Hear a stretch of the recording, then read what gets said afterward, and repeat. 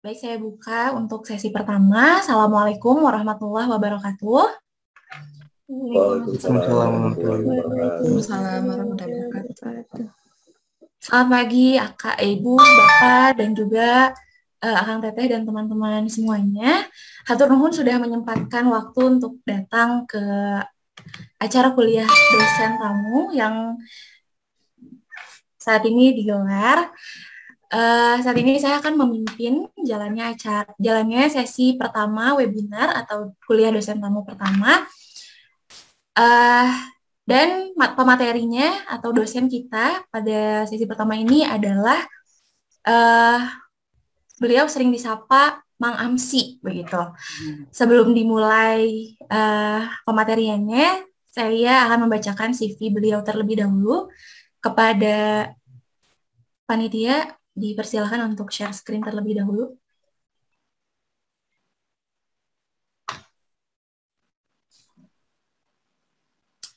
Baik, ini adalah CV dari Mang Amsi. Beliau bernama Asep Muhammad Saiful Islam, Sarjana Pendidikan, Magister Agama dan Pendidikan, Registered Securities Analyst, Registered Technical Analyst, dan Associate Wealth Planner. Dari gelarnya saja kita sudah dapat melihat betapa beliau ini sangat semangat dalam menuntut ilmu. Dengan gelar yang sangat banyak ini, kita bisa langsung menjadikan beliau sebagai role model kita ya. Saat ini beliau mengajar sebagai guru bahasa Arab dan penggiat Fahmil Quran di Madrasah Aliyah Negeri 3 Cianjur dan juga Pondok Pesantren Al-Kausar Cibeber Cianjur.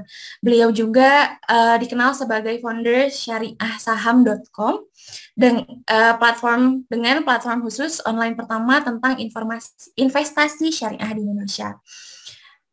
Sudah tertera beliau sudah menikah.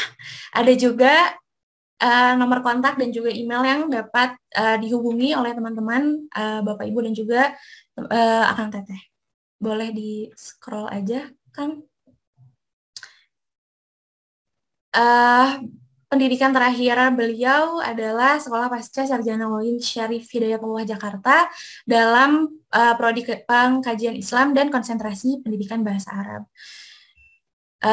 Prestasi terakhir yang beliau dapatkan itu pada tahun 2018 sebagai Guru Inspiratif Jawa Barat EN Sukaisi Award 2018 jenjang SMA tingkat provinsi.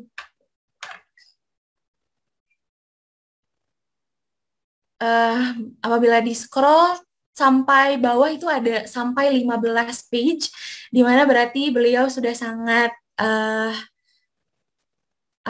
sangat berprestasi dan juga sangat berpengalaman dalam berbagai macam kegiatan yang berkaitan dengan syariah gitu ya, fikih muamalah dan lain-lain. Dan saat ini beliau sudah berkumpul bersama kami, bersama kita di sini. Mang Amsi, apakah dapat mendengar suara saya? Siap, Teh. Ayo. Alhamdulillah. Sekarang Mang Amsi sudah bergabung bersama kami, bersama kita semua.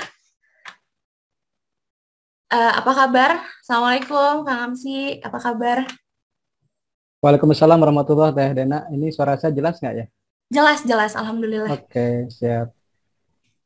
Saat ini Mang Amsi akan memberikan banyak ilmu dan memberikan membagikan pengalamannya kepada kita semua. Maka saya serahkan kepada Kang Amsi untuk memberikan pemaparan materinya. Silahkan, Kang Amsi. Oke, siap. Hatur nuhun, Teh Dena. Saya izin share screen dulu ya. Saya belum dijadikan co-host. Boleh. Sebentar, Mang Amsi. Ya, bismillahirrahmanirrahim. Assalamualaikum warahmatullahi wabarakatuh. Yang terhormat Bapak Iwan Setiawan dan Ibu Kristianingsih yang mewakili dari Politeknik Negeri Bandung. Kebetulan Polban ini tetanggaan dengan alma mater saya dulu ya. Tetangga jauh sih. Saya dari Universitas Padahal IKIP ya. UPI maksudnya. Karena saya dulu itu pas masuk masih IKIP Bandung, Bu Kris. Jadi pas Oh iya, masuk masih IKIP Bandung, iya, setahun setelah itu jadi UPI, pas lulus jadi UPI BHMN. iya. Jadi saya mengalami metamorfosis IKIP menjadi UPI itu. Satu alumni Alhamdulillah. dengan saya, Pak. Oh, S1 jadi IKIP juga. Hanya sami beda Bu. jurusan mungkin ya, Kang Asep ya. Mohon. Ibu di FPIPS Tapi mungkin Bu. di ekonomi umum, Pak Kapungkur. Oh, Garnadi ya Bu. Mohon di Gedung Gardadi. Angkatan lami tahun 8 Mohon. hiji. Alhamdulillah salam baktos Bu. Abdi di Mohon, Pentagon sami-sami. yang Alhamdulillah sekarang biasa silaturahmi, Kang. turun. Karena kan abdi aya rencangan oge di Polban namina Ustad Wawai, Dokter Oh, Wawai. eta di keuangan syariah sami. Oh, mohon. Kaleresan Salam, tatanggi oge di dia di bumi. mohon salam baktos ka Kang Dokter ya. Mohon, mangga hatur nuhun Mohon. jadi Siap. sampaikan mangga nuhun. Eh, terima kasih juga buat peserta semuanya yang hari ini sangat antusias sekali padahal hari libur ya. Hari Sabtu itu hari libur bagi kebanyakan orang. Tapi kita antusias untuk sama-sama belajar, terbukti juga dengan sekitar 230 lebih yang hadir di pagi ini. Salam hormat saya juga buat pemateri yang lainnya. Di sini ada Teh Dini juga yang lainnya. Mohon maaf jika sekiranya dalam penyampaian materi nanti banyak hal yang harus dikoreksi. Karena ya tadi ya, memang saya ini seorang yang menyeberang gitu dari pendidikan, kemudian belajar agama, sekarang belajar ekonomi gitu, belajar. Dan sebenarnya sih saya tuh jarang, Teh Dina, saya jarang menyebutkan apa namanya, saya jarang menyebutkan gelar ya, saya lebih nyaman dipanggil Mang Amsi gitu. Karena dengan Mang Amsi itu saya bisa menyembunyikan titel saya gitu, menyembunyikan Saya titel saya hartosna nggak panginten nyambung. Kang Amsi naon Oh, mohon sekalian kenalan kita sambil share screen. Jadi Mang Amsi itu sebenarnya nama apa ya, nama panggilan gitu. Tapi sekarang jadi nama Google ya. Kalau teman-teman nyari nama Mang Amsi di Google itu jauh lebih banyak daripada nama asli saya sendiri. Seperti itu. Uh, Amsi itu sendiri kan namanya Asep Muhammad Saiful Islam ya, AMSI. Jadi Asep Muhammad Saiful Islam, kemudian disingkat menjadi Amsi. Kemudian karena saya ini sudah biasa dipanggil Mang karena dulunya pernah nyantri begitu. Kalau di santri kan kebanyakannya Amang gitu ya. Kemudian kebetulan pas saya sudah menikah, ponakan saya pun lebih dari 30 orang. Jadi akhirnya banyak yang manggil Mang, Mang, Mang, Mang. Akhirnya sudahlah jadikan aja Mang Amsi itu sebagai panggilan yang biasa buat saya.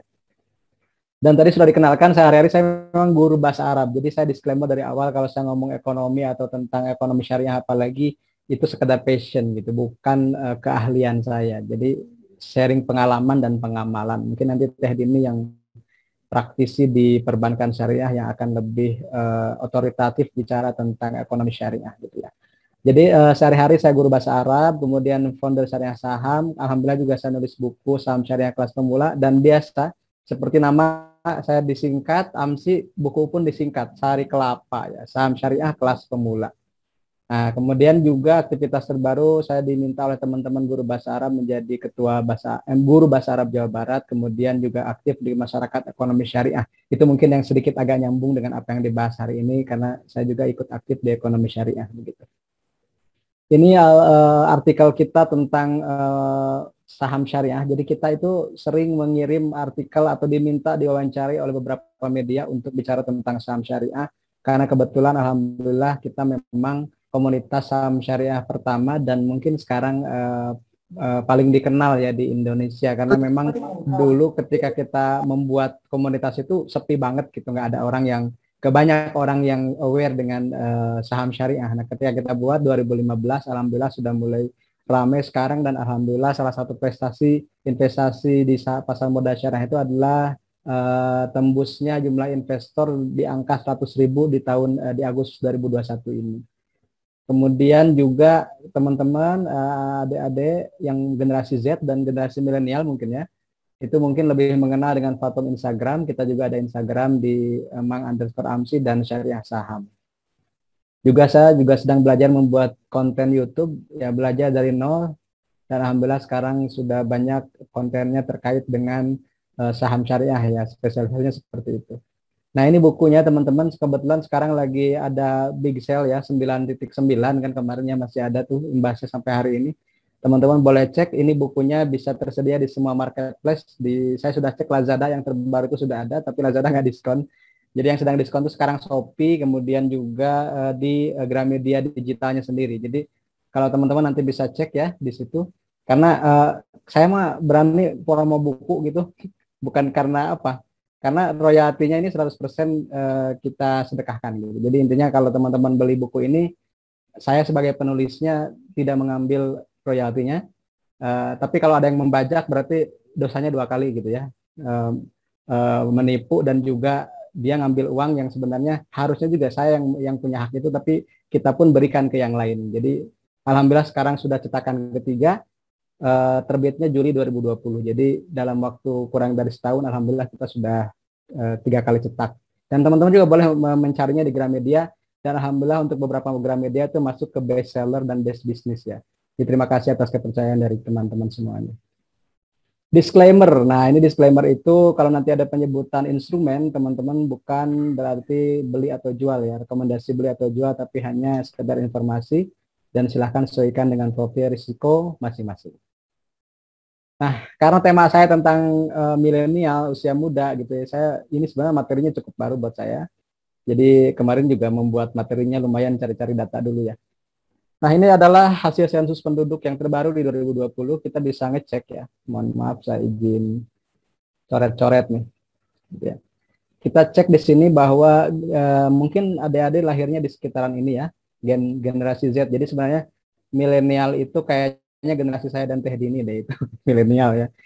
Saya ada di sini nih, di milenial itu saya dan mungkin Teh Dini juga masuk ke situ. Kemudian kalau adik-adik saya yakin nih di sini nih kebanyakannya di generasi Z ya. Dan ini sekarang 2 generasi ini yang mendominasi demografi Indonesia. Itu lebih dari berapa tuh?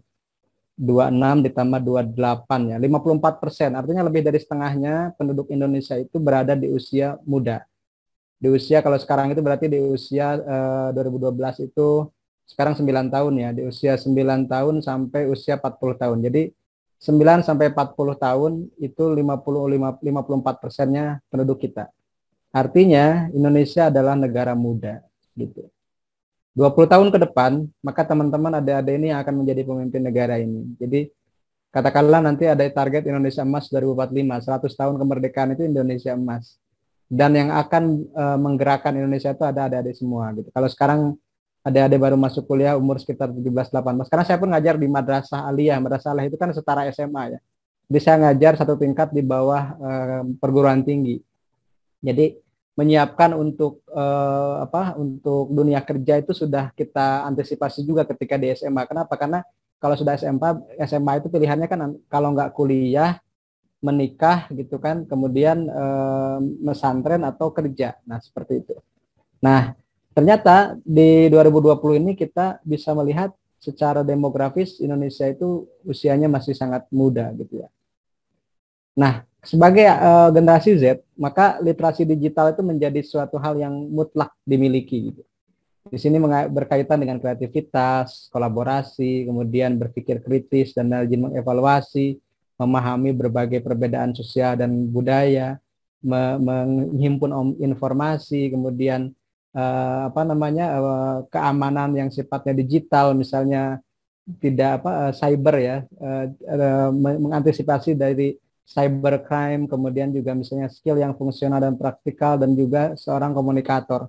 Inilah literasi digital yang harus dimiliki oleh generasi Z terutama ya, dan apalagi generasi milenial gitu, yang sebenarnya generasi milenial itu sekarang sudah mulai tergantikan oleh generasi Z. Nah, ini ada yang menarik ya. Kalau ini milenial nih, milenial mungkin ya dikit-dikit lah perbatasan dengan digital dengan generasi Z gitu. Nah, di sini ada data dari Indonesia Baik ya. 34% penduduk Indonesia di 2020 adalah milenial dan akan mendominasi sampai 15 tahun ke depan, sampai 2035. Nah, dari hasil survei yang dilakukan, ternyata ada 9 perilaku yang unik dari milenial Indonesia. Pertama adalah kecanduan internet, itu lebih rata-rata dari 7 jam sehari. Nah, ini yang menarik nih. Kedua ya, mudah berpaling ke lain hati. Nah, ini nggak tahu nih apa indikatornya ya. Jadi tingkat loyalitas milenial sangat rendah. Atau mungkin tadi yang disampaikan oleh Pak Iwan tadi mungkin ya, kalau bekerja itu tidak seperti saya lah. Kalau saya mungkin karena juga ASN ya kerja itu nggak pindah-pindah gitu. Saya ngajar tahun 2005 sampai hari ini masih di tempat yang sama gitu. Dan tempat saya kan lumayan jauh ya dari kota itu sekitar 8 80 kilometer lebih ya, 8 kilometer lebih gitu. Jadi intinya kolonial itu cepat gonta-ganti pekerjaan. Kemudian yang nomor 3-nya gitu ya, tapi dia sukanya cashless transaction. Gitu. Cashless transaction. Mohon maaf, apakah suara saya masih jelas, Teh Dena? Masih. Karena di sini ada ada peringatan internet, koneksi internet Anda sedang tidak stabil gitu ya. Mohon maaf ya teman-teman. Jadi itu yang salah satu tantangan saya juga kalau sharing online itu karena sinyal. Nomor 4, kerja cerdas dan cepat. Ini mungkin yang sisi positifnya. Kemudian juga bisa multitasking, ya, bisa melakukan 2-3 pekerjaan sekaligus. Sama dengan halnya saya misalnya. Sekarang juga saya jadi mengadaptasi kebiasaan milenial. Di sini ada layar yang saya ngisi di Polban. Kemudian di satu HP saya persiapan di acara lain, di kampus lain misalnya. Karena setelah ini saya langsung masuk di room itu gitu ya. Kemudian ada satu lagi, saya juga diundang di Guru Bahasa Arab Nasional. Jadi dalam satu waktu saya bisa ngisi atau bisa sharing di 3 tempat yang waktunya itu bergesekan gitu, berhimpitan gitu. Nah itu juga jadi saya akhirnya terbiasa. Jadi saya terbiasa adaptasi dengan kebiasaan para milenial multitasking gitu. Termasuk multi conferencing seperti ini juga gitu. Jadi makanya waktunya aja yang diatur. Makanya mungkin karena itulah akhirnya manajemen waktu itu menjadi penting karena kita tidak bisa hadir di 3 acara dalam waktu yang sama. Akhirnya kita geser lah 1 jam 1 jam. Gitu. Kemudian yang ke-6 ini juga suka liburan ya. Dan ini juga akhirnya saya ikut juga ya gaya milenial. Kalau ini minimal 1 kali dalam setahun. Kalau saya bisa 1 bulan sekali ya. Kalau ada uangnya. Gitu. Kalau enggak mah ya diem aja di rumah. Gitu. Sekarang apalagi ada uangnya nggak bisa karena PPKM ya. Jadi kalau nggak liburan tuh bukan nggak senang sekarang, tapi emang nggak bisa gitu. Karena uang ya, tapi akhirnya teman-teman nanti bisa nabung liburannya bisa lebih hebat gitu. Karena sekarang liburannya tertunda terus, terpending terus, akhirnya kan ditabungkan. Yang asalnya targetnya ke Bali nanti bisa ke Paris kan seperti itu. Nah sekarang 7, cuek dengan politik. Ini juga saya mulai terjangkiti ya. Jadi kalau ada grup-grup yang sudah ngebahas politik, ada politik misalnya identitas, salahkan sini, salahkan sana, saya cenderung diem. Saya nggak keluar tapi diam aja, nggak ikut nimbrung gitu. Kenapa? Karena saya lebih suka hal lain lah, lebih suka kebermanfaatan daripada hujat menghujat begitu. Karena ternyata menghujat itu tidak bikin kita kaya ya. Nah, yang ke-8 itu suka berbagi. Indonesia itu negara paling dermawan di dunia, most generous country ya di dunia itu. Makanya kalau kita itu kalau ada bencana cepat recovery-nya karena meskipun misalnya dari pemerintah terlambat, bahkan mohon maaf sebagian juga ada yang dikorupsi ya. Tapi masyarakat lain masih peduli gitu. Dan kita berapa banyak, saya juga sering ngobrol dengan aktivis filantropi, zakat wakaf Indonesia itu sangat hebat, triliunan itu kalau dikumpulkan, dan itu bisa merecover beberapa peristiwa bencana alam gitu. Kemudian yang 9 itu tidak harus memiliki, jadi yang penting itu akses lebih penting dari kepemilikan gitu. Tidak penting memiliki mobil, tapi bisa naik mobil kemana saja. Contohnya pakai aplikasi Grab atau Gojek kan, gitu. Saya suka berkelakar. Saya kan belum punya mobil misalnya. Kemudian ditanya, Mang, kenapa Mang sih nggak beli mobil? Saya punya mobil banyak. Di mana Mang? Di Gojek saya bilang. Dan saya bebas, nggak perlu bayar pajak, nggak perlu beli bensin gitu. Yang penting saya punya HP kemana-mana. Jadi simple gitu pikirannya, nggak ribet gitu. Kalau saya punya mobil kan harus bayar pajak, harus servis dan yang lainnya. Tapi kalau saya punya aplikasi, tidak perlu bayar semua itu. Nah, itu ya, teman-teman. Kemudian ini juga, ada temuan juga yang menarik nih. Misalnya media consumption, artinya konsumsi media, perbedaan antara Gen Z, nah ini usia teman-teman semua ya, usia adik-adik semua nih, dan milenial, usia saya nih. Oh, di sini saya sudah tercoret ternyata dari milenial ya. Sudah masuk ke baby boomers atau X mungkin ya. Tapi kalau kita asumsikan di sini, misalnya kita lihat ya, adik-adik yang baru masuk kuliah sekarang tingkat 1 ya, apalagi semester pertama, itu yang paling dominan adalah video online 51%, kemudian ada online TV streaming, kemudian ada video games ya, kemudian ada musik streaming. Nah, semuanya itu serba streaming, serba online, gitu ya. Termasuk juga beritanya juga online press. Nggak bisa beli Kompas yang ada di loper koran. Maka salah satu bisnis yang tergerus dengan adanya COVID itu salah satunya adalah bisnis koran di koran cetak ya. Kemarin ada beberapa merek koran atau apa nama surat kabar yang mulai gulung tikar gitu. Karena memang tidak bisa menghidupi operasionalnya dari oplah yang dia jual gitu. Nah, apa yang membedakannya dengan milenial? Kalau milenial juga sama ya, online video gitu ya. Kemudian juga yang besarnya adalah TV broadcast. Nah, TV-nya masih nonton nih kalau milenial. Kalau yang Gen Z sudah berkurang TV-nya. Kemudian radio masih make nih kalau yang milenial. Tapi kalau yang Gen Z sudah tidak lagi gitu ya. Tapi dari sisi berita juga konsumsinya lebih ke online gitu ya. Musiknya sudah ke streaming. TV juga sudah mulai streaming dan seterusnya. Jadinya Z sudah berbeda, sudah serba online. Tidak lagi dari sisi berapa banyak uang yang bisa ditabung oleh orang Indonesia gitu. Ini surveinya ya tergolong baru lah, baru setahunan ya, seperti itu. Misalnya berapa banyak uang yang disisihkan untuk menabung oleh orang Indonesia gitu. Ternyata yang ada yang tidak sama sekali itu 21%. Ya. 21% nggak sama sekali nggak nabung istilahnya. Kemudian ada yang kurang dari 10% dari income-nya itu 33% dari jumlah responden. Jadi kalau kita jumlahkan ini sekitar 54%-nya itu nabungnya kurang dari 10%, bahkan ada yang tidak nabung gitu ya. Kemudian 21% itu 10 sampai 19%. Jadi kalau kita totalkan ini 54 tambah 71, 75%, 3/4-nya dari hasil survei dari responden itu hanya sampai kurang dari 20%. Nah, yang di atas 50% itu cuma 6%. Yang ini 2%. Jadi sedikit sekali. Artinya apa? Indonesia itu jangankan berinvestasi, menabung pun masih dipaksa. Dan ini terjadi di kita ya. Jadi Indonesia itu, orang-orang Indonesia itu menurut riset lain cenderung menyisihkan tabungan itu dari sisa. Gitu. Jadi tabungan itu dari penyisihan. Dari penyisaan, bukan penyisihan gitu.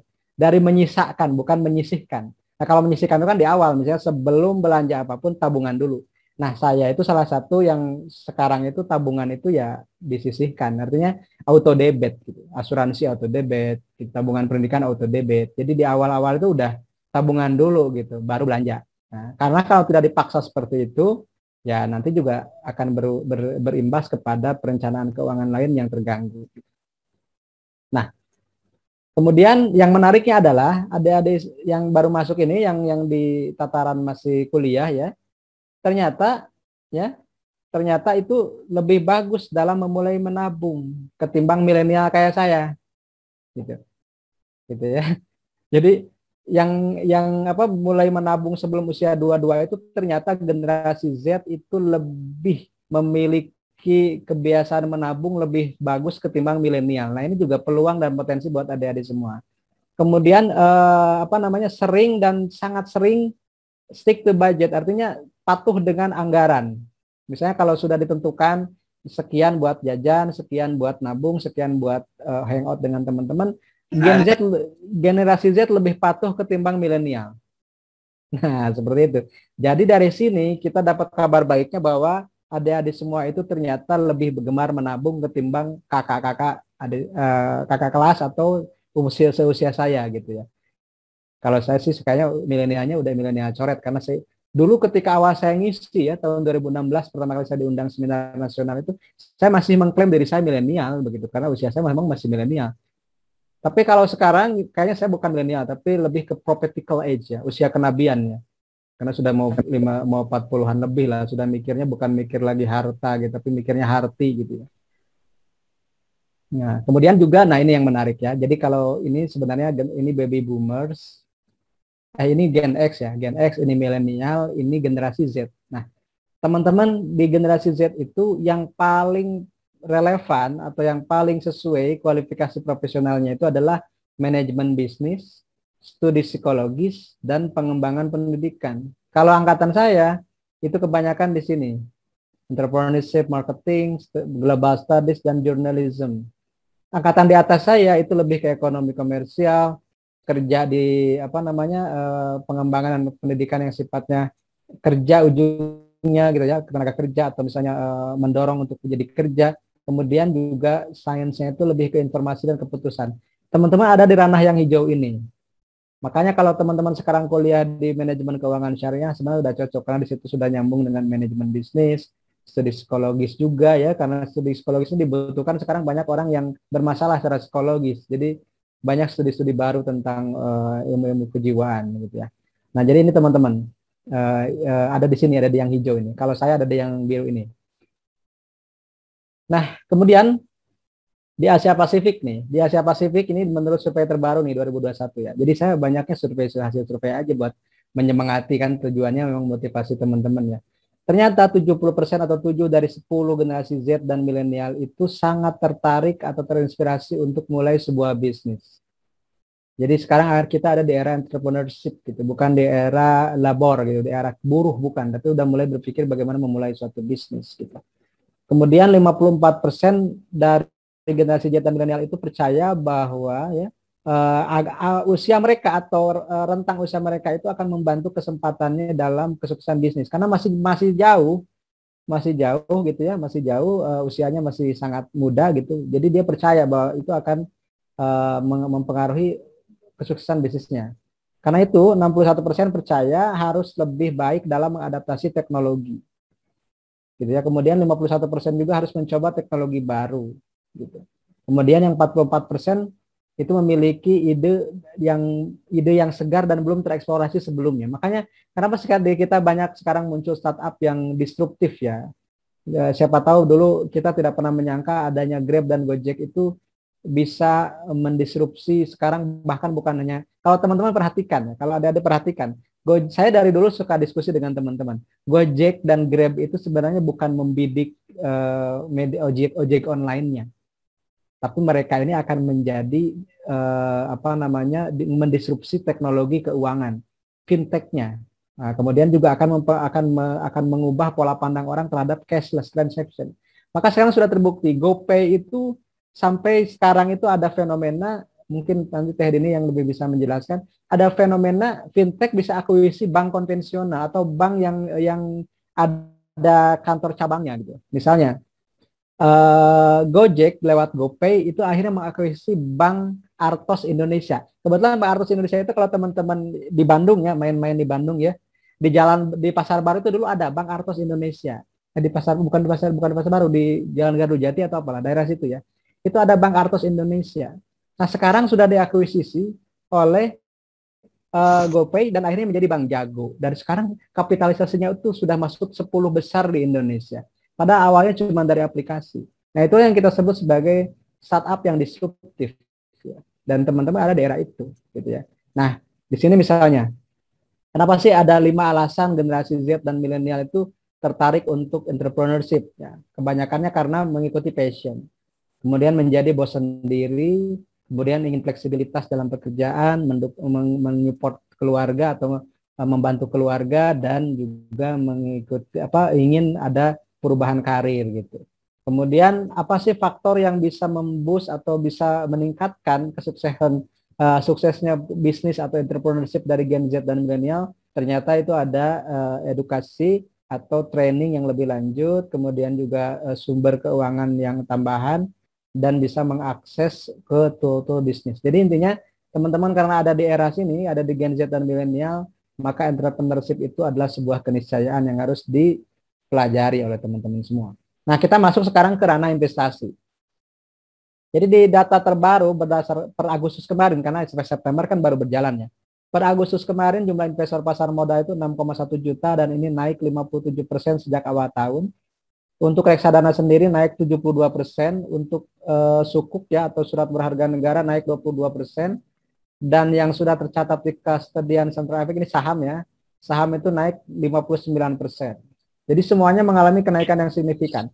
Di sini mungkin teman-teman menganggap biasa, tapi data berikutnya adalah yang luar biasa. Kenapa? Karena yang jadi investor itu didominasi oleh usia di bawah 30 tahun dengan hampir 60%. Kalau digabung dengan usia saya yang hampir 40-an gitu ya, itu ini sudah sekitar 80%. Artinya 80% investor Indonesia adalah anak muda gitu.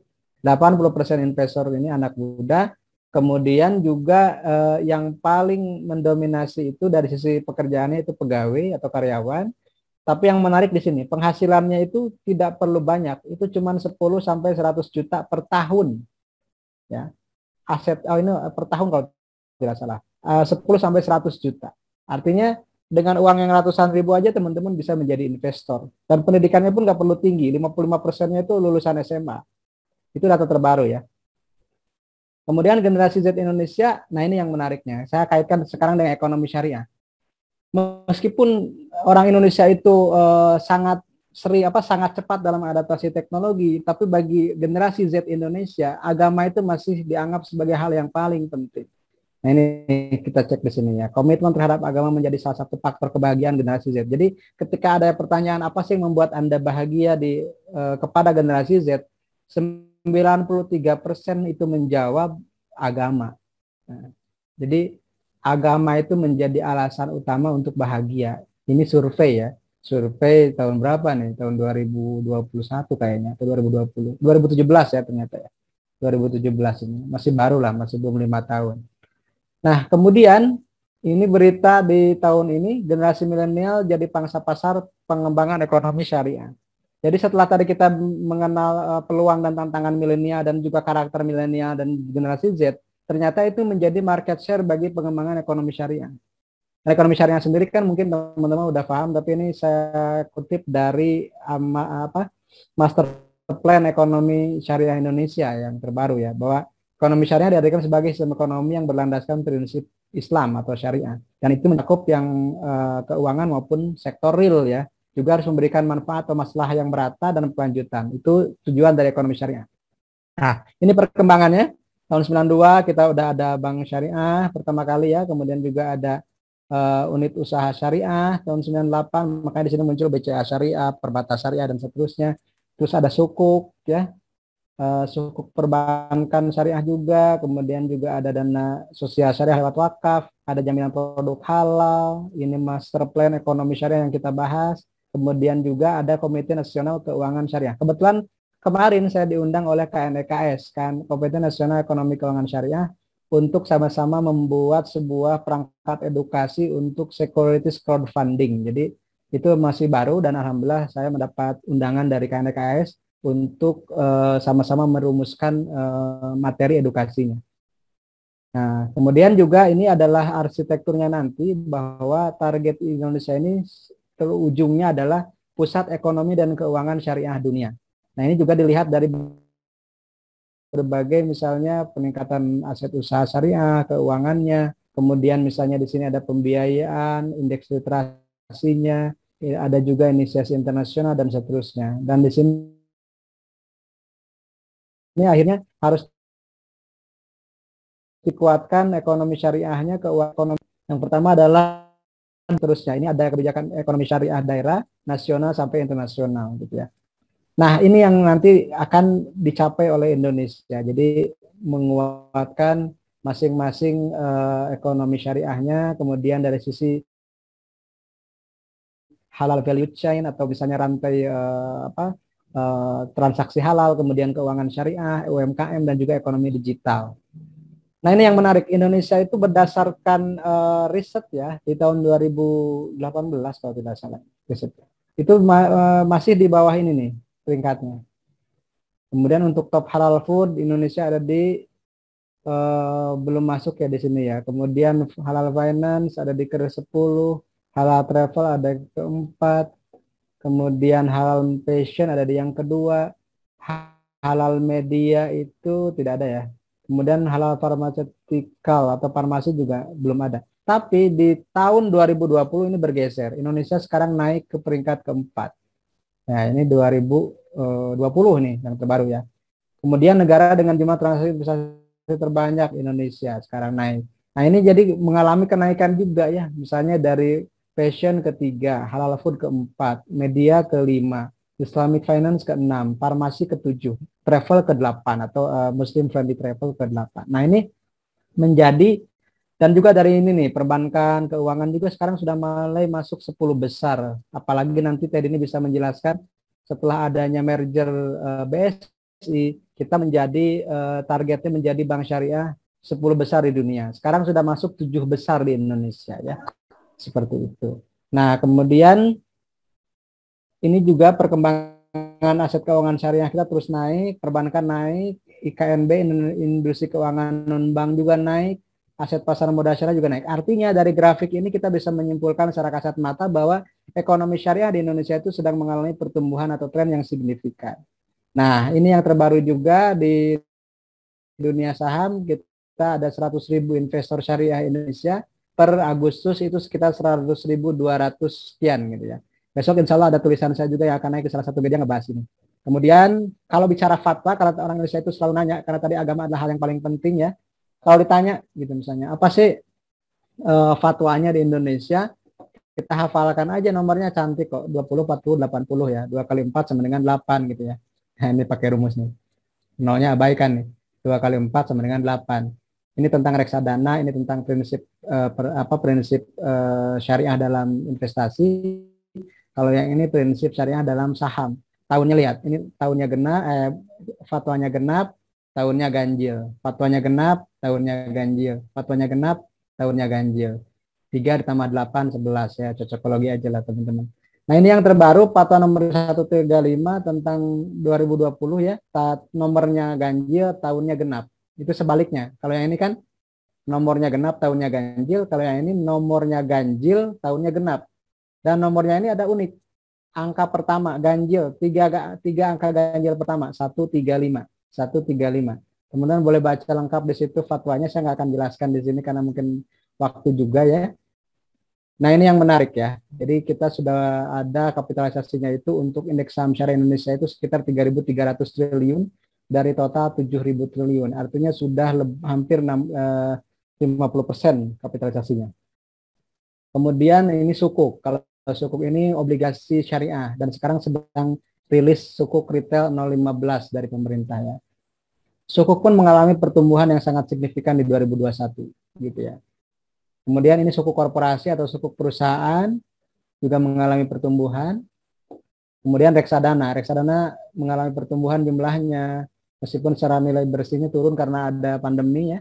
Tapi nilai kepemilikan atau jumlah investornya tumbuh 45% setahun dalam 6 bulan terakhir. Kemudian ini jenis-jenisnya, nanti teman-teman boleh baca karena mungkin nanti ada sesi lain ya yang ngebahas ini. Kemudian ini ya, terakhir ya. Jadi nanti adik-adik ini mau bergerak di mana ketika misalnya, jadi gini, tahun 2019 ya kalau tidak salah. 2019 itu Indonesia menempati urutan pertama dalam Indonesia Islamic Finance Country Index atau IFCI ya, Islamic Finance Country Index. Kenapa Indonesia ini dimasukkan nomor 1 dan mengalahkan negara-negara lain yang sudah dikenal sebelumnya itu sebagai negara yang antusias dengan ekonomi syariah seperti Emirat Arab, Malaysia, Iran, kemudian Bahrain dan seterusnya, Saudi Arabia gitu. Tapi ternyata kenapa Indonesia akhirnya menyalip ke nomor 1? Itu dikarenakan Indonesia itu punya satu hal yang tidak akan bisa dikejar oleh negara lain. Tahukah teman-teman itu apa? Demografi penduduk. Katakanlah orang Malaysia ini melek tentang ekonomi syariah semuanya. Total penduduknya mungkin 33 juta. 33 juta itu di Indonesia setara dengan sekitar 33 dibagi 27. Mungkin sekitar 11%. 11%. Jadi kalau ada orang Indonesia melek ekonomi syariah 11%, itu sudah satu Malaysia. Jadi kita ini punya ruang pertumbuhan yang tidak bisa dikejar oleh negara lain. Maka kalau teman-teman sekarang hidup di Indonesia, yang harus pertama disyukuri adalah alhamdulillah saya lahir di Indonesia yang akan menjadi pusat ekonomi syariah dunia karena ada hal yang tidak bisa dikejar oleh negara lain, yaitu jumlah penduduk muslimnya terbesar di dunia. Nah, jadi daripada kita menjadi pencermat dan penghujat, mendingan jadi penikmat kan seperti itu.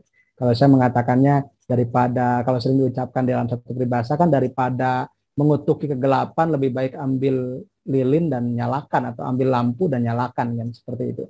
Nah, kondisi Indonesia itu seperti ini. Literasi dan inklusi keuangan syariah masih sangat rendah. Literasi pasar modal syariah yang sering saya edukasi itu baru, katakanlah investor baru 100.000 dari 270 juta.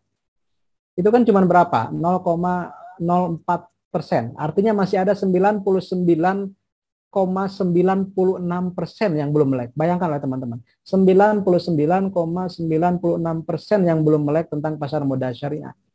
Nah, jadi disitulah peran nanti teman-teman mengambil peran ketika nanti sudah lulus dari Polban, lulus dari kampus, teman-teman ketika sudah sekarang belajar tentang keuangan dan ekonomi syariah, sudah tepat jalurnya karena ruang pertumbuhan akan menanti teman-teman di sana. Tapi yang tadi ingat, kita harus memiliki skill, kompetensi di era digital itu mutlak harus bisa komputer, mutlak harus mengenal digital marketing, dan seterusnya. Saya aja misalnya katakanlah, saya ini sudah sadar diri, saya nggak muda lagi gitu. Maka ketika syariah saham ini dulu mungkin dikenal masih milenial begitu. Tapi seiring pertumbuhan waktu saya pun kan sudah tidak milenial lagi. Maka akhirnya saya merekrut teman-teman yang masih bahkan bukan milenial lagi, tapi koronial gitu. Koronial itu lulusan corona, maksudnya 2 tahun terakhir kan itu koronial. Dulu kan ada, kalau saya kan kolonial, zaman bahula, zaman dulu. Kemudian milenial. Nah sekarang ada lagi koronial. Nah kami di syariah saham misalnya, kita punya tim yang baru lulus SMK gitu. Kenapa? Karena saya harus menjangkau juga, mendakwahi juga teman-teman yang baru lulus ini supaya bagaimana dengan bahasa mereka. Kalau mungkin bahasa saya kan sudah bahasa 40 tahun ke atas itu sudah ngobrolin kematian, ngobrolin tasawuf gitu, ngobrolin sufisme gitu. Bagaimana harta itu bisa difilantropikan. Mungkin dengan yang baru lulus kerja, yang baru lulus kuliah yang mau kerja atau yang baru lulus SMA bahkan. Maka disitulah kita penting mengadaptasikan diri dengan keadaan. Maka kita harus merelakan, mengestafetkan. Sekarang bukan giliran saya ngomong, tapi teman-teman gitu. Saya hanya membackup dari belakang. Nah, ini adalah industri-industri yang teman-teman bisa masuki nanti sesuai dengan passion masing-masing. Bisa di passion halal, di media, di farmasi halal, wisata halal, haji dan umroh, masjid, pesantren, lembaga filantropis atau amil zakat, kemudian marketplace syariah, yang semuanya ini saling bersinergi gitu ya. Saling bersinergi dan menghubungkanlah ekosistem ekonomi syariah itu. Jadi teman-teman tinggal mengambil peluang dan pilihannya di mana. Terakhir dari saya, kalau teman-teman bingung dengan passion saya itu apa, maka saya selalu mengatakan syarat sebuah passion itu harus ada 4 E ya. E pertama adalah easy, mudah dilakukan. E yang kedua adalah enjoy, menikmatinya. Apa yang dilakukan itu dinikmati. Yang ketiga adalah excellence, mahir di bidang itu. Bisa menjelaskan ke orang dan bisa melakukan sendiri. Terakhir, earn, menghasilkan. Apakah itu menghasilkan pengakuan dari orang lain, menghasilkan prestasi, atau kesananya itu bahasa Sunda ya. Kesananya menghasilkan income buat kita ya, menghasilkan pendapatan buat kita dan seterusnya. Jadi kalau 4 komponen itu ada semua dalam diri adik-adik semua, itu adalah passion. Kalau ditanya ke saya, Mam sih passionnya apa? Saham syariah, saya langsung jawab gitu. Kenapa? Karena saham syariah itu mudah bagi saya melakukannya. Saya menikmati itu, saya kadang membuat riset itu sampai 3 malam, tapi bikin videonya cuma 10 menit gitu. Tapi karena saya suka, saya nikmati. Kemudian excellence, setidaknya ketika saya dites sertifikasi tentang ekonomi syariah, tentang keuangan, tentang analisis saham, saya pernah lulus begitu. Terakhir earn, menghasilkan. Salah satu bentuk menghasilkannya saya bisa ngobrol di depan teman-teman hari ini, saya sering diwawancarai media, kemudian juga saya misalnya sering diundang di berbagai event yang, dan itu ada yang berbayar, ada yang free ya, tapi setidaknya itu menghasilkan pengakuan, menghasilkan orang, oh kalau nanya saham syariah ke sini. Nah, itu adalah earn. Kalau ada hilang salah satunya, berarti bukan passion. Misalnya, kalau teman-teman merasa itu mudah, easy, kemudian mahir, kemudian menghasilkan, tapi tidak enjoy, itulah kompetensi namanya. Oh, orang ini kompeten. Kompeten itu bisa, tapi dia kadang nggak menikmati. Kenapa? Karena dia cuma bekerja di kompetensi itu. Kemudian kalau yang hilangnya adalah earn-nya, misalnya easy-nya dapat, enjoy-nya dapat, excel-nya dapat, yang hilang earning-nya berarti hobi. Jadi kalau yang hilang enjoy-nya adalah kompetensi, kalau yang hilang tadi earning-nya berarti hobi. Nah, itu teman-teman kalau ditanya passion itu apa, syaratnya 4 tadi ya, easy, enjoy, excellence, earn. Gitu. Itu saja mungkin dari saya, mudah-mudahan ada manfaatnya, karena mungkin sekitar ada 10 menit untuk tanya jawab. Saya kembalikan ke panitia. Terima kasih. Kurang lebihnya mohon maaf. Semoga bermanfaat. Assalamualaikum warahmatullahi wabarakatuh. Waalaikumsalam warahmatullahi wabarakatuh. Alhamdulillahirrahmanirrahim. Sudah selesai pemaparan materi dari Kang Amsi. Sangat-sangat insightful ya, sebagai generasi Z. Kita sudah sedikitnya dibekali atau dibukakan mata bahwa keuangan syariah ini atau ekonomi syariah sangat-sangat menjanjikan bagi kita semua ya. Dengan kita sudah menjadi bagian dari Polban di keuangan syariah, itu menjadi salah satu jalan untuk kita mungkin nantinya mendapatkan yang tadi itu 4E itu ya. Easy, enjoy, excellent, dan earn gitu ya. Saat ini akan dibuka pertanyaan bagi Bapak Ibu, Akang Teteh, dan juga teman-teman semuanya. Apabila ada pertanyaan, bisa langsung menggunakan fitur raise hand, lalu nanti akan dipersilakan untuk memaparkan pertanyaannya, seperti itu.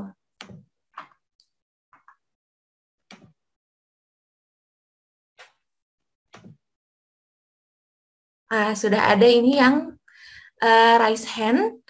Mangga Teh Nurvina ini untuk memaparkan pertanyaannya.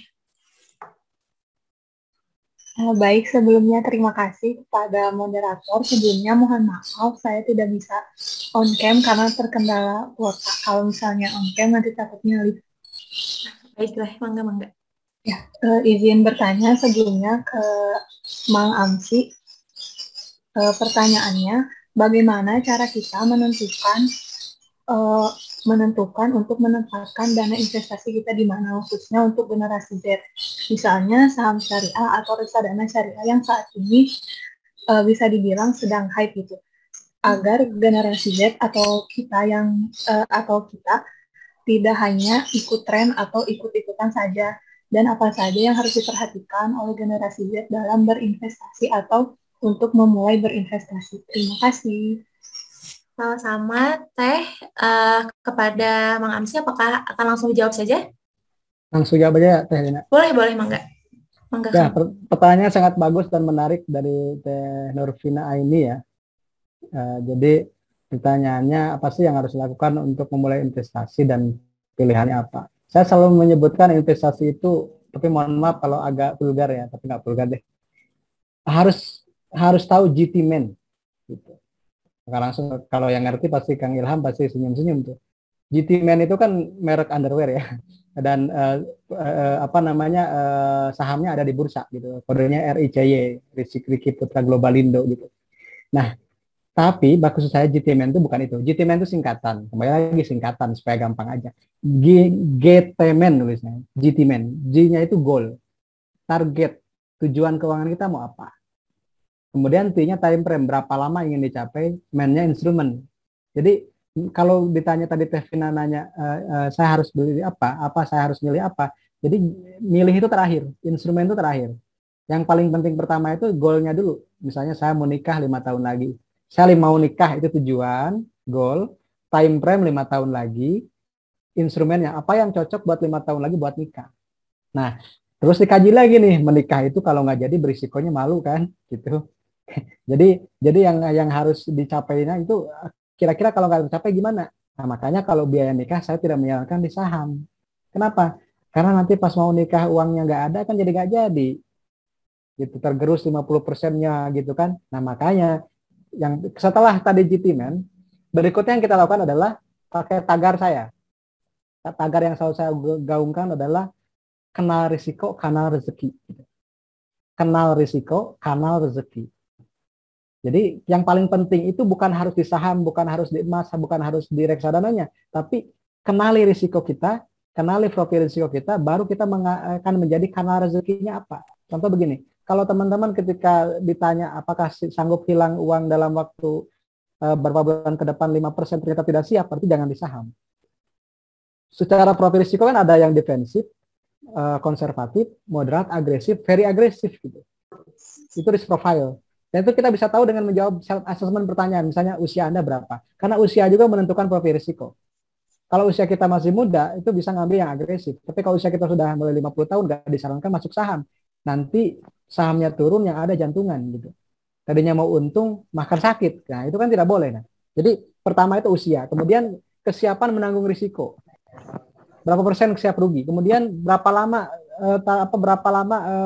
menyimpannya itu juga berpengaruh. Maka yang paling penting kenal risiko, kenal rezeki. Nah, nanti kalau misalnya teman-teman ternyata kategorinya agresif, boleh di saham lebih banyak. Tapi kalau teman-teman kategorinya adalah defensif, jangan nyentuh saham. Nanti bakal bertanya ke saya, Mang, ini saham kenapa ya? Bagus tapi turun terus. Terus saya tanya, emang ibu atau teteh mau pegang sampai kapan? Ya tadinya investasi Mang buat 5 tahun. Ini kan baru 5 jam. Baru 5 jam sudah deg-degan, berarti nggak cocok di saham gitu. Jadi tidak semua orang cocok di saham. Saya pernah nulis satu artikel dan sering dikutip gitu. Saham belum tentu cocok untuk semua orang. Jadi meskipun saya adalah entusias di saham, saya nggak pernah sangat khusyuk mengajakin orang di saham gitu. Kenapa? Karena setiap orang bisa berbeda profil risikonya. Yang saya berikan hanya edukasinya, dan edukasinya pun ke profil risiko. Kalau teman-teman risikonya adalah defensif, jangan sampai masuk di saham karena nanti juga gak akan nyaman memegangnya. Maka salah satu unsur yang membuat kita berinvestasi itu adalah kenyamanan juga. Nah, kalau ditanya buat milenial atau buat Gen Z apa sih Bang yang cocok? Kembali, pertama tadi profil risiko. Yang kedua, sesuaikan dengan uang yang kita miliki gitu. Kalau kita baru bisa nyisihkan sebulan itu dari uang jajan ya, karena kalau mahasiswa kan mungkin belum, tidak semua mahasiswa punya usaha gitu ya. Mungkin masih masih mengandalkan uang dari kiriman orang tua. Nah, kalau baru bisa menyisihkan sekitar 50 sampai 100 ribu, mungkin lebih bijak kalau beli reksadana. Dan reksadana punya reksadana pasar uang syariah yang paling konservatif. Jangan langsung reksadana saham. Nanti pas mau diambil ternyata udah habis setengahnya, kan seperti itu. Kaget juga. Jadi belajar lebih dulu itu ya, belajar menyesuaikan dulu aja dengan dunia investasi. Misalnya beli reksadana sekarang reksadana ada yang bisa dimulai dengan 10.000. Sekarang ada marketplace, ada Bibit, ada Tokopedia, ada Bukareksa, semuanya bisa belajar di reksadana syariah ya. Nah, kemudian itu bisa dimulai dengan 50.000, 100.000. Jadi sesuaikan dengan yang kita miliki dulu. Jangan langsung, Bang, saya ingin langsung untung deh. Saya modalnya 10 juta minjem deh. Nah, jangan pernah investasi dengan uang pinjaman. Karena yang namanya uang pinjaman itu mengembalikannya adalah sebuah risiko. Gitu. Mengembalikannya pasti, tapi pengembalian dari hasil investasi tidak pasti.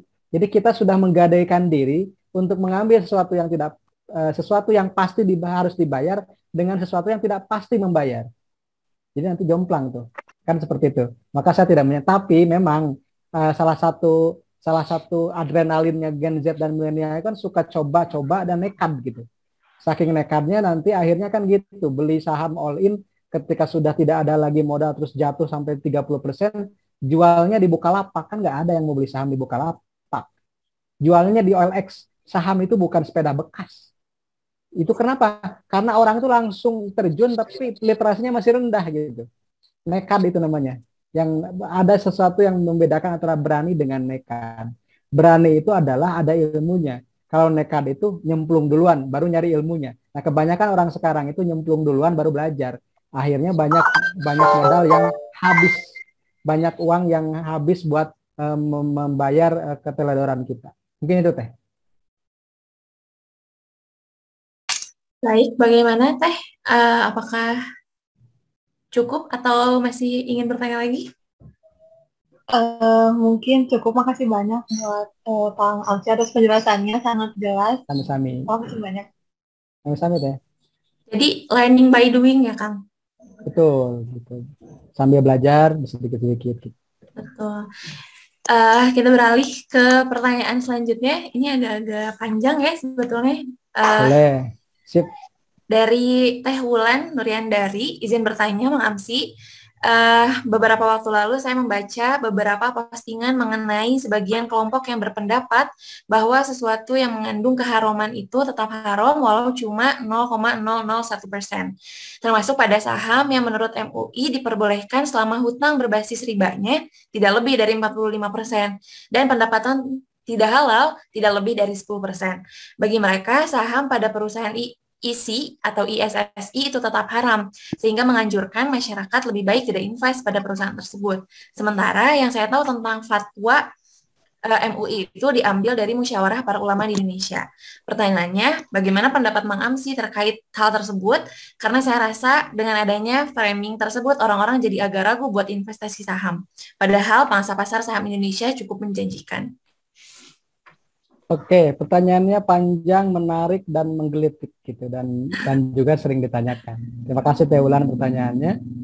Saya akan jawab dengan santai. Karena yang menyebutkan saham haram biasanya kurang santai. Itulah yang membedakannya. Saya punya saham syariah tapi saya masih bisa tertawa-tawa karena ya dari mulai fatwa sampai praktiknya saya lakukan gitu. Jadi saya bukan influencer saham tapi saya pedagang saham beneran gitu. Kenapa juga OJK dan bursa selalu membutuhkan saya gitu dan teman-teman dari influencer, karena OJK dan bursa nggak bisa beli saham. Itu kode etiknya. Itu kode etiknya. Jadi sampai kapanpun orang-orang seperti saya akan selalu dibutuhkan karena saya mempraktikkan dagang sahamnya, bukan hanya sekedar mengedukasi. Itu yang pertama. Kemudian tantangan untuk mengajarkan saham syariah memang 2 kali lipat ketimbang mengajarkan saham konvensional. Kenapa? Kalau saham konvensional, orang berhenti pada pertanyaan, apakah saham itu judi atau bukan? Tapi ketika saya ngomongin saham syariah, pertanyaannya double. Apakah saham itu judi, dan saham itu halal, tanda tanya. Gitu. Jadi ada 2. Apakah judi dan halal? Nah kalau judinya gampang lah. Saya bisa jawab. Gimana mau judi? Toh kita beli sahamnya pakai buy dan sell. Ada aktivitas akad jual beli di situ. Kalau judi kan taruhan namanya. Saya dengan Teh Dena misalnya tebak-tebakan Persipura lawan Persela semalam tuh misalnya. Kemudian kita patungan 1 juta 1 juta. Nah kemudian saya pegang Persipura, Teh Dena pegang Persela. Ternyata yang menang Persela kan semalam itu. Maka Teh Dena dapat 2 juta. Nah 2 juta itu kan 1 juta yang Teh Dena dan 1 juta dari saya. Yang menang itu dapat dari yang kalah. Jadi kalau dijumlahkan yang menang 1 juta, yang kalah 1 juta, 1 juta min 1 juta, 0. Makanya judi itu zero sum game. Jadi ada satu yang dikorbankan. Tapi kalau di saham, saya beli saham perusahaannya Teh Dena deh, BSI ya, dulu masih BRI Syariah. Ketika saya beli di 300, kemudian saya jual di 500, kemudian Teh Dena beli di 500, apakah Teh Dena disebut orang yang merugi? Belum tentu. Kenapa? Kalau Teh Dena belinya di 1000 kan untung. Jadi yang membeli di harga atas itu belum tentu orang yang rugi. Kenapa? Karena dia bisa beli di harga lebih atas. Karena itu mekanismenya jual beli. Jadi itu untuk menjawab orang yang ragu bahwa saham itu judi.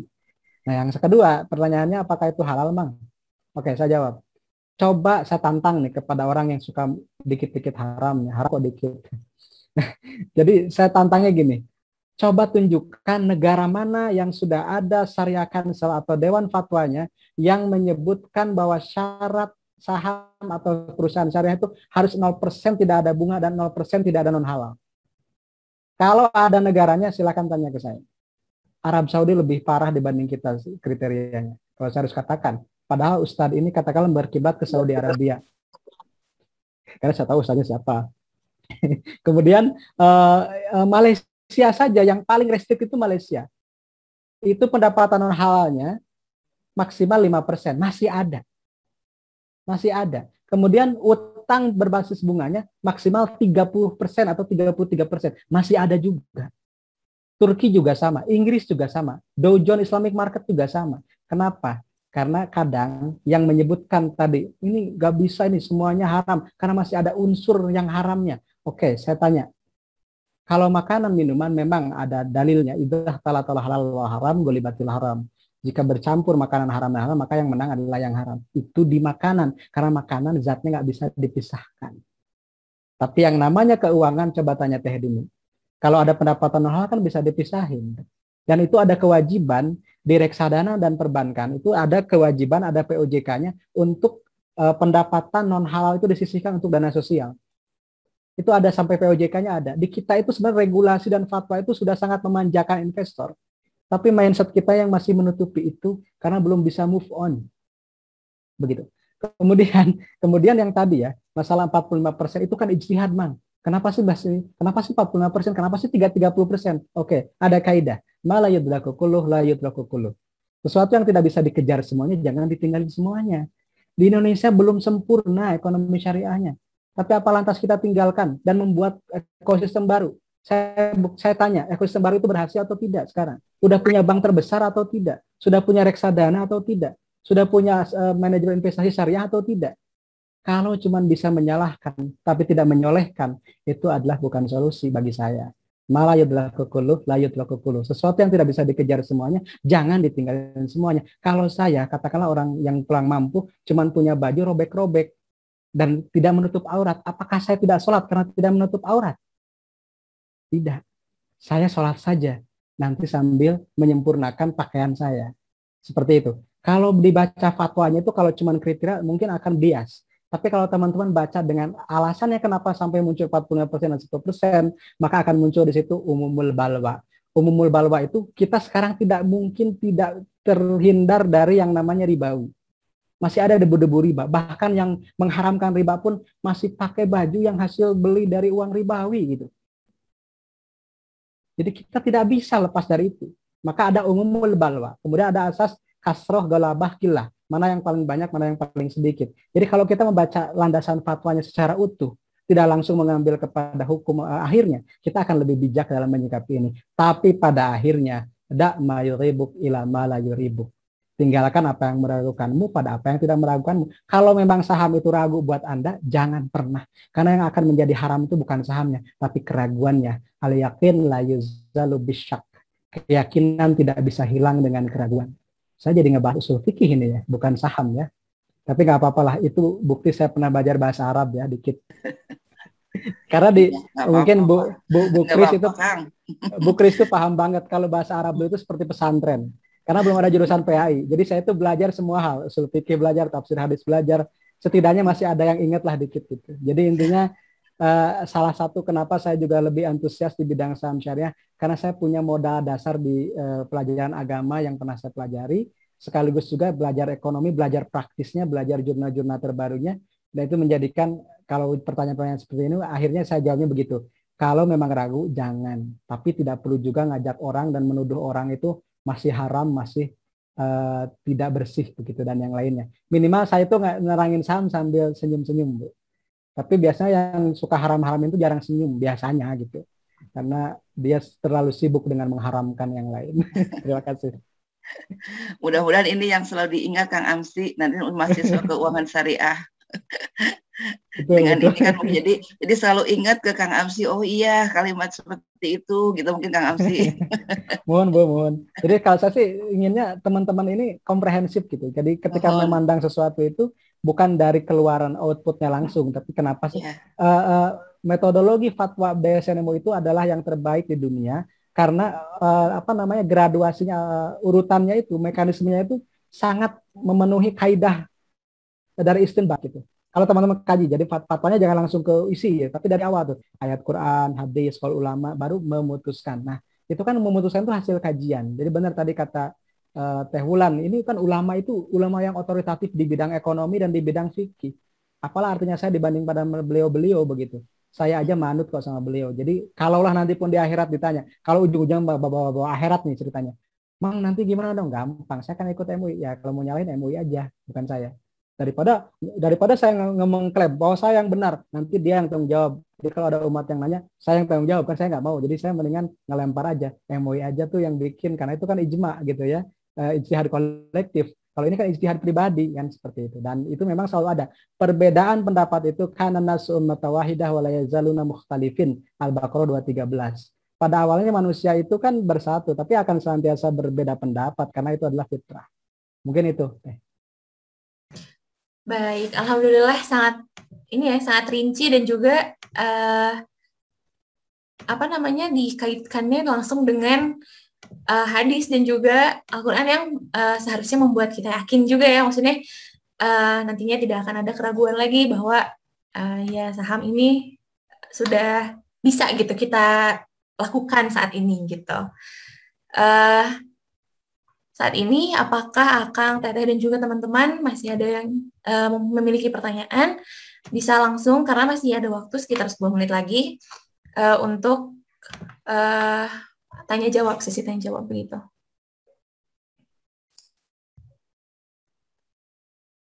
Apakah dari teman-teman dan juga Akang Teteh masih ada pertanyaan? Mungkin dari boleh raise hand juga langsung kalau ya betul. Tidak boleh raise hand langsung. Karena saat ini juga sudah sangat jelas ya kita mendapatkan pemaparan yang luar biasa sekali sehingga mulai dipahami juga oleh kita kaum milenial yang baru, atau kita bukan milenial ya, kita generasi Z, itu mudah dipahami juga oleh kita, sehingga mungkin teman-teman juga sudah paham gitu. Oh, ada Mbak Erika. ada. Boleh mangga kepada Teh Erika untuk memaparkan pertanyaannya. Ini dari Malang ya. Apakah betul? Nanti kita langsung tanya. Boleh Teh Erika? Ya, Assalamualaikum warahmatullahi wabarakatuh.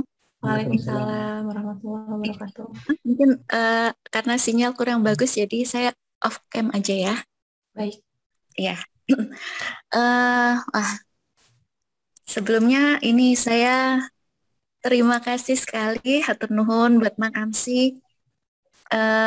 Pagi-pagi seperti ini bisa ngikutin webinar, serasa saya ikut kuliah ekonomi syariah. Udah lama udah nggak kuliah, tapi berasa kepingin kuliah lagi karena dulu kuliahnya ekonomi tapi bukan jurusan syariah. Nanti ketemu Pak Iwan, Neng Erika, ekonomi syariahnya. Nah ya, kepingin kuliah lagi Bu saya. Oh. Ya. Oke. Unibro Malang. Ya, saya Erika dari Malang. Izin tanya kepada Mang Amsi ya. Iya. Atur nuhun Mang Amsi, saya muridnya Mang Amsi nih, mungkin sering ikut webinarnya Mang Amsi dan IG live-nya Mang Amsi, jadi sedikit menambah ilmu tentang ekonomi syariah. Tapi saya merasakan masih banyak ya orang yang masih belum paham apa itu ekonomi syariah, apalagi terutama mengenai investasi syariah.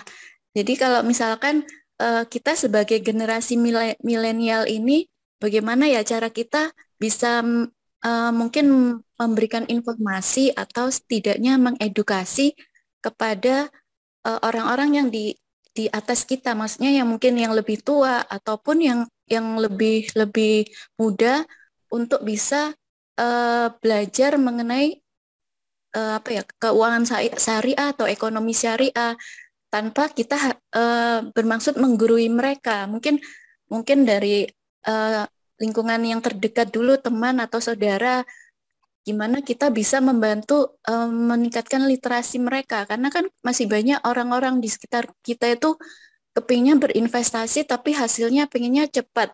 Nah, dianggapnya untuk berinvestasi syariah ini juga hasilnya cepat, istilahnya cepat kaya gitulah.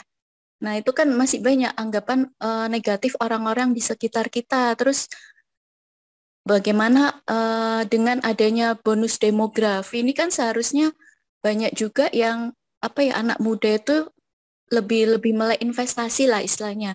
Tapi kalau saya melihat praktisi atau expert yang di bidang ekonomi syariah ini kan juga belum begitu banyak, Mang. Ya salah satunya seperti Mang Amsi ini yang terus memberikan edukasi, tapi kan juga masih banyak orang-orang yang mungkin juga belum terjangkau oleh fasilitas internet ataupun bisa melihat Zoom seperti ini. Nah, itu bagaimana cara kita, Mang, untuk mengedukasi banyak orang yang mungkin di luaran sana yang tadi Mang Amsi bilang 99% itu masih belum melek ekonomi syariah, terutama investasi syariah. Gitu aja sih pertanyaan saya. Terima kasih. Atur nuhun. Assalamualaikum warahmatullahi wabarakatuh. Waalaikumsalam warahmatullahi wabarakatuh. Baik, mangga Mang Amsi untuk menjawab pertanyaan dari Teh Erika. Oke. Terima kasih Mbak Erika, yang memang Mbak Erika ini sangat rajin dan ini juga jadi contoh buat saya untuk mengikuti dan belajar terus-menerus dimanapun dan kapanpun gitu selama masih ada waktu. Nah, kalau ada pertanyaan tadi ya, bagaimana cara mengedukasi generasi Z dan saudara-saudara kita gitu. Kalau saya sih mencontohnya ke dakwah Rasul dulu ya gitu. Jadi yang terpenting itu orang terdekat kita dulu gitu ya, misalnya istri, kemudian anak-anak. Maka saya tuh kan sebelum mengajak orang lain ya saya tanamkan ke keluarga dulu ya, misalnya istri juga udah biasa nabung reksadana dan saham, anak-anak saya juga yang bahkan baru TK itu udah punya saham atau punya reksadana. Keempat-empatnya anak saya itu kan udah jadi investor saham semua gitu, dan Itu bukan untuk gimmick marketing, bukan ya, karena itu memang saya tanamkan dan itu udah kebiasaan. Misalnya anak saya itu kalau punya uang jajan lebih, punya THR, itu datang ke meja saya ini misalnya, Pak ini saya punya uang jajan beliin Sido Muncul ya, kan udah biasa gitu. Emang Pak ini beliin Jaya Karya Gedung ya, ini beliin misalnya saham Garuda Food ya, kan seperti itu udah biasa. Kenapa? Karena mereka melihat kita gitu. Jadi lisanul hal afsahu min lisanil maqal kalau dalam peribahasa gitu. Mendakwahi atau ucapan perilaku atau ucapan contoh itu lebih efektif ketimbang ucapan lisan gitu. Kadang kalau orang untuk bisa melihat kita investasi itu hasilnya memang tidak instan gitu. Apalagi melihat dulu saya pernah bangkrut karena saham misalnya 2008 itu saya pernah bangkrut karena saham. Teman-teman saya bahkan nggak percaya kan gitu kalau sekarang saya bisa katakanlah memiliki aset dari saham gitu. Karena yang namanya orang itu ada ujiannya. Dan kenapa itu juga misalnya kalau misalnya ada pemula, Mang saya mah pengen coba-coba ini, ya silahkan. Tapi saya pernah seperti itu tuh lama baliknya, learning curve-nya lama gitu, kurva belajarnya lama. Mendingan percaya saja sama saya. Kalau yang seperti itu akan rugi. Kan tapi orang kan pingin nyoba aja ya nggak masalah gitu. Jadi kalau ada yang sudah mau terjun juga benar-benar terjun gitu. Terjun portofolionya, terjun modalnya, habis juga kan seperti itu. Nah, jadi tadi ya yang pertama contoh itu lebih efektif ketimbang ngomong. Yang pertama. Yang kedua, saya mengutip surat Ibrahim ayat 4 gitu. Wa ma arsalna mir rasulin illa bilisani qaumi liyubayyina lahum. Tidaklah kami utus satu rasul itu kecuali dengan bahasa kaumnya supaya lebih menjelaskan kepada mereka. Maka kita tahu dalam sejarah Nabi itu Nabi Isa bahasanya Suryani gitu. Nabi Musa bahasanya Ibrani, Hebrew, Yahudi sekarang. Nabi Muhammad SAW bahasanya bahasa Arab. Kenapa? Karena di Arab. Nah, kalau kita sekarang ingin ngobrol dengan milenial, bahasanya pakai media sosial mereka. Pakai Instagram, pakai TikTok, pakai misalnya Facebook, pakai misalnya YouTube.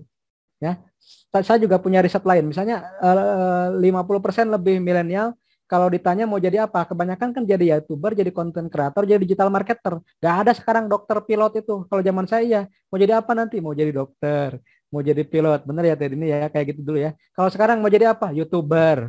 Mau jadi apa? Content creator, kayak gitu. Nah, berarti kita harus menyesuaikan dengan platform mereka. Disitulah pentingnya kita menyesuaikan kontennya tetap sama, ekonomi syariah, investasi syariah, tapi platformnya yang berbeda. Jadi dari dulu juga sebenarnya yang bisa terus berdakwah dengan baik itu yang menyesuaikan platform gitu kan. Guru juga kan kita tidak sekarang harus mengikuti, harus bisa Google Form, harus bisa Google Suite, harus bisa misalnya Zoom, harus bisa Meet, harus bisa Microsoft Teams. Kalau enggak ya ketinggalan. Anak-anaknya sudah pakai HP, sudah. Jadi gini, bedanya generasi saya dengan generasi teman-teman semua, saya itu acquisition digital, akuisitif digital. Jadi digitalnya itu hasil belajar dulu, ngoprek dulu baru bisa. Tapi teman-teman itu sudah native digital, pas lahir udah pegang HP. Maksudnya pas dalam kandungan pun sudah akrab dengan HP, karena ibunya suka dengerin HP. Gitu. Sementara saya dulu ibu saya belum ada HP. HP aja tahun 2000-an ke kampung saya ini. Jadi kalau teman-teman ini sebenarnya dari awal sudah native digital, maka kalau misalnya si edukatornya itu gak menyesuaikan platformnya, ya akan ditinggalin gitu. Terus terang, saya bikin Instagram itu tahun 2018. Ketika saya mengisi di ITB waktu itu, saya ngisi di S1-nya ITB di sekolah bisnisnya. Kemudian waktu itu ada yang datang ke saya, mahasiswa itu, salah satu mahasiswa tapi saya bukan mahasiswa ITB, mahasiswa dari Telkom kalau nggak salah. Tapi dia udah akrab dengan saya, Mang. Kalau bisa Mang Amsi bikin Instagram dong. Karena kami itu biasanya lebih interaksi dengan Instagram ketimbang yang lain. Akhirnya kita bikin Instagram. Saya menyerap. Saya mengadaptasi. Bukan apa-apaan sih. Saya kan udah nggak usianya dengan Instagram. Nah, saya bikin. Dan ternyata sekarang Instagram Syariah Saham itu udah 40.000 lebih yang jadi followersnya. Dan itu menjadi salah satu media dakwah kita juga lebih masif. Dan untuk ngisi kontennya tidak bisa sama saya juga. Saya ngerekrut orang yang ada mahasiswi, ada mahasiswa, ada bahkan baru lulus SMA. Kita rekrut jadi konten kreatornya, warnanya, kontennya, kemudian grafiknya, hurufnya dipilihkan sesuai dengan keinginan mereka. Kontennya tetap dari saya, tapi platformnya mereka yang buat. Itu mungkin Mbak Erika dan Teh Dena. Baik, memang betul ya karena generasi Z khususnya saya sangat-sangat bergantung kepada Instagram, TikTok gitu ya saat ini. Jadi banyak mendapat informasi dan juga ilmu dari sana gitu ya. Seperti misalnya info-info webinar dan lain sebagainya pasti banyak di-share di sosial media seperti itu. Namun mohon maaf sebelumnya karena melihat juga dari waktu sesi pertanyaan kami cukupkan terlebih dahulu. Mungkin nanti pertanyaan dapat ditanyakan ke pemateri selanjutnya karena pasti akan masih bersangkut paut gitu. Sekarang ini akan sebelum ditutup saya ingin meminta dulu closing statement dari Kang Amsi begitu. Oke, terima kasih Triana, terima kasih semuanya, teman-teman semuanya. Sahabat utama investasi itu bukan uang, tapi waktu. Dan waktu itu adalah variabel yang dimiliki oleh adik-adik semuanya. Karena akan berbeda ketika saya mulai nabung di usia 40 tahun untuk pensiun di 60 tahun. Dengan adik-adik mulai menabung atau mulai berinvestasi di usia 20 tahun untuk pensiun 60 tahun. Kita beda 2 kali lipat usianya. Kita beda 2 kali lipat rentang waktu nabungnya. Dan itu akan secara compounding itu lebih dahsyat. Mungkin kalau saya nabung sekarang di 60 tahun cuma ratusan juta. Tapi kalau teman-teman nabung 500.000 per bulan, kalau nanti sudah kerja 500.000 per bulan, kemudian imbal hasilnya 15% saja per tahun, misalnya di reksadana di reksadana pendapatan tetap atau reksadana campuran, maka dalam 60 tahun saya pernah hitung teman-teman akan dapat uang 11, sekian miliar. Jadi waktu itulah yang membuat teman-teman menjadi lebih kaya ketimbang siapapun. Karena waktu itu tidak bisa diulang, maka Allah sering menegaskan wal asri, demi masa innal insana lafi khusrin. Sungguhnya manusia benar-benar dalam kerugian kecuali orang-orang yang beriman dan beramal soleh, saling menasihati dalam kebenaran dan saling menasihati dalam kesabaran. Untuk benar itu butuh sabar. Nah, benar itu butuh sabar. Kebenaran investasi, kebenaran hasilnya investasi dalam 40 tahun ke depan butuh kesabaran dalam berinvestasi selama 40 tahun itu.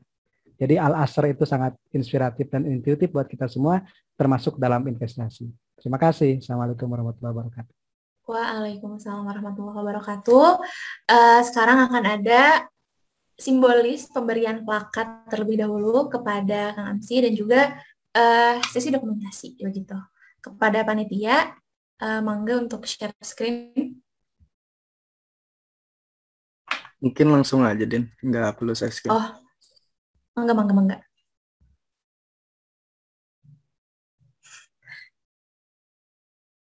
Mungkin nggak usah pakai background dulu ya, Kang Brian. Oh ya, nanti insya Allah plakatnya akan dikirimkan langsung melalui ekspedisi kepada Mang Amsi. Mang Amsi hatur nuhun sudah memberikan ilmunya, sudah memberikan pengalamannya kepada kami semua, sangat-sangat inspiratif dan insightful. Insya Allah nanti mungkin kita semoga bisa bertemu secara langsung ya, bertatap muka. Siap. Sehingga nanti ilmu yang didapatkan akan jauh lebih banyak gitu. Sebelumnya kita dokumentasi terlebih dahulu. Kang Brian mungkin boleh dipegang lagi plakatnya untuk sesi dokumentasi karena belum sempat terabadikan tadi.